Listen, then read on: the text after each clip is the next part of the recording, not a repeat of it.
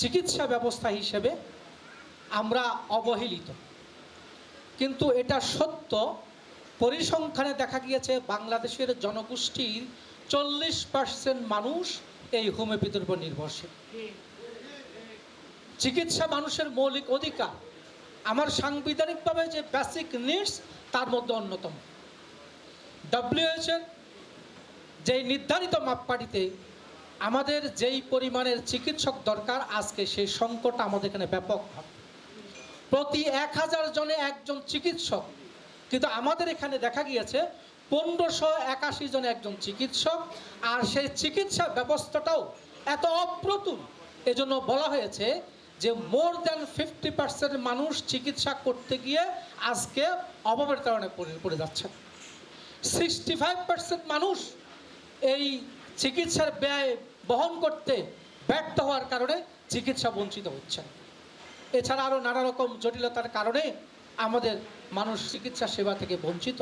সেই জায়গাতে হোমিওপ্যাথিক চিকিৎসা ব্যবস্থা অত্যন্ত সহজে, অত্যন্ত স্বল্প মূল্যে এবং একটি কমপ্লিট চিকিৎসা ব্যবস্থা হিসেবে সারা বাংলাদেশ নয়, সারা পৃথিবীতে তার চিকিৎসা কার্যক্রম অব্যাহত রেখেছে।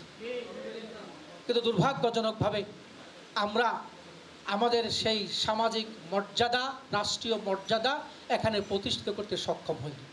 ইনশাল্লাহ আমাদের NSDF হোমিওপ্যাথির অঙ্গনে এই চিকিৎসা ব্যবস্থায় বাংলাদেশের পায়োনিয়ার সংগঠনে পরিণত হবে ইনশাল্লাহ। এর মাধ্যমে কর্মসংস্থান হবে, আমাদের মর্যাদা প্রতিষ্ঠিত হবে, দাবি দাওয়া আদায় হবে, উচ্চতর শিক্ষা এবং গবেষণার ব্যবস্থা হবে। সারা বাংলাদেশে 25 সালে একটা প্রজেক্ট তৈরি হয়েছে, সেখানে প্রত্যেকটা জেলাতে একটা মেডিকেল কলেজ স্থাপনের কিন্তু প্রকল্প হাতে নেওয়া আছে। জাস্ট কার্যকর করার জন্য লোক দরকার। আপনারা ঐক্যবদ্ধ থাকেন, ইনশাল্লাহ প্রত্যেকটা ওয়ার্ডে হোমিও ডাক্তারের মাধ্যমে কমিউনিটি ক্লিনিক কায়েম করে এই চিকিৎসা সেবা আমরা নিশ্চিত করতে পারবো ইনশাল্লাহ। সেবাও হবে, কর্মসংস্থান হবে, রুজি রুটির ব্যবস্থা হবে, মর্যাদাও প্রতিষ্ঠিত হবে ইনশাআল্লাহ।